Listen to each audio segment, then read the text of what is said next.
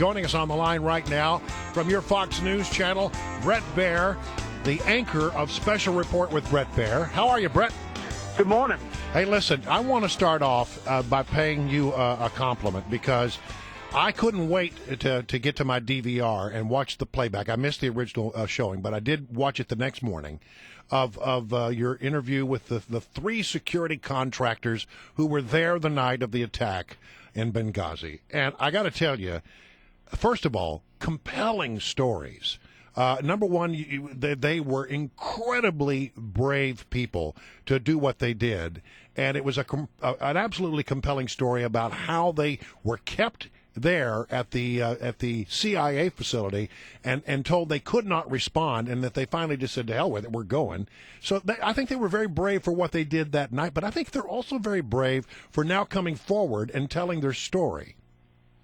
You know, I agree. And, listen, I think it was important to take it out of the politics, Brian, and all the back and forth of who said what on Capitol Hill and how it potentially affects Hillary Clinton in 2016.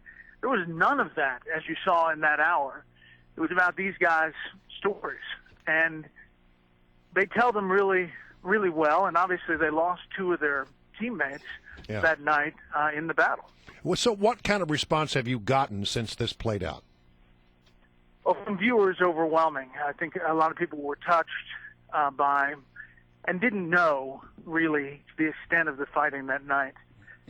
Lawmakers on both sides of the aisle said they were really drawn in by these stories. And, of course, the administration has been pushing back on the official stand down and whether they were just told to wait.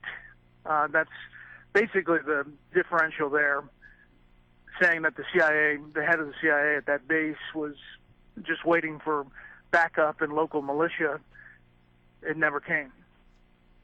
Well, again, congratulations. I think a really spectacular job in telling that story. Just one more quick follow-up on that, though. There seemed to be a lot of talk over this whole idea of a stand-down order, and it almost seems like it got lost in semantics. Can you sort of, I know you wanted to keep this away from the politics, but there was obviously a political repercussion from the report, Bret. And Sure. Is this a semantics thing with regard to stand-down, what an official stand-down means or not? Yeah, I mean, that's how the administration is playing it. I mean, you heard what these guys said, is that they heard those words.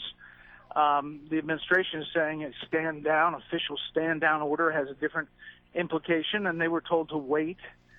The key point is that they eventually disregarded that and got in the car, according to them, and went. Yeah.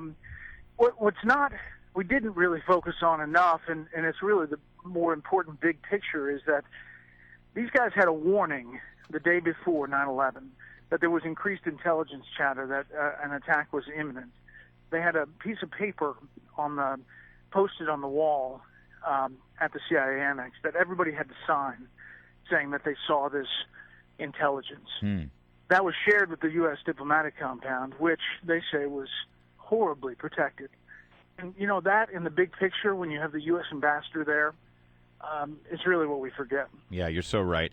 Well, Bret, you talk about what they learned the day before 9/11 back in 2012. This year, the day before 9/11, we heard the president speak and lay out ostensibly what his strategy is, in his words, to eliminate ISIS from the entire Iraq, Syria, and Middle Eastern area. I know that you've had a lot of conversations about this on your panels, but there's one thing that stuck out to me, and I wanted to see if Krauthammer or any of your guys have focused on this. The president would not use the word war. He kept using the word counterterrorism operation, and the Secretary of State actually doubled down on that yesterday and went further. Listen to this. We're engaged in a major counterterrorism operation, and it's going to be a long-term counterterrorism operation. I think war is the wrong terminology and analogy. I don't think people need to get into war fever on this. This whole idea of people can't get into war fever, and you're already sort of hearing this here in Washington, that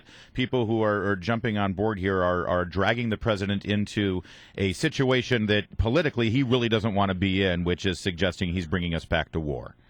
Yeah, a new war, a war that he said, the war on terror needs to come to an end. He said that at National Defense University, May of 2013.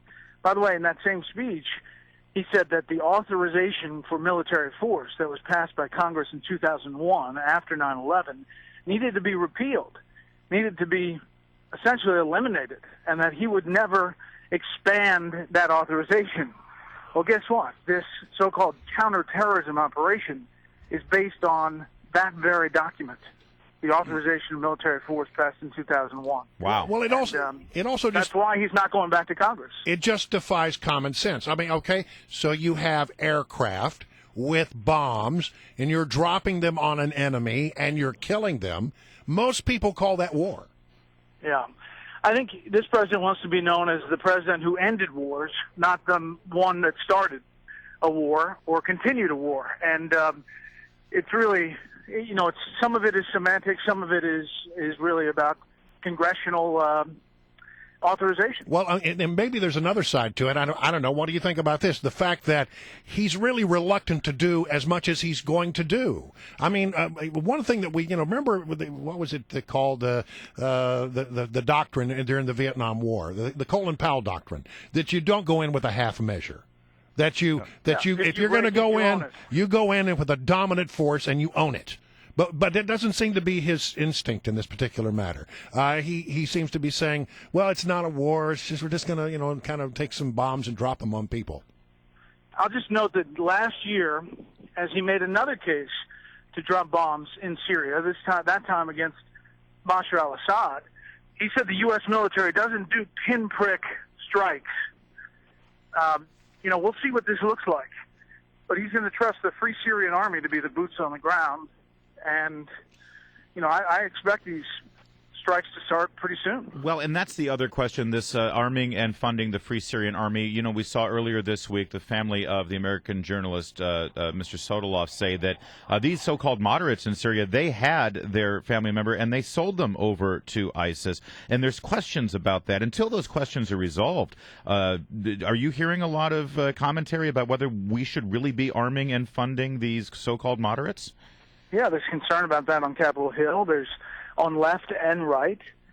The Saudis apparently are moving forward with the training of these groups, but how far have we come from the president calling them an incapable fighting force of doctors and farmers and pharmacists? Yes. That was August 8th to Thomas Friedman of the New York Times.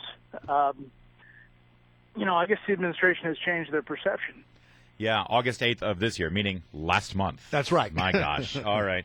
Hey, Bret, I know that this is your busy time with stories like this, but you guys have really been doing an amazing job over there. Thanks so much. Thanks a lot, Bret. Have a good weekend. It's always a pleasure to have you, Bret.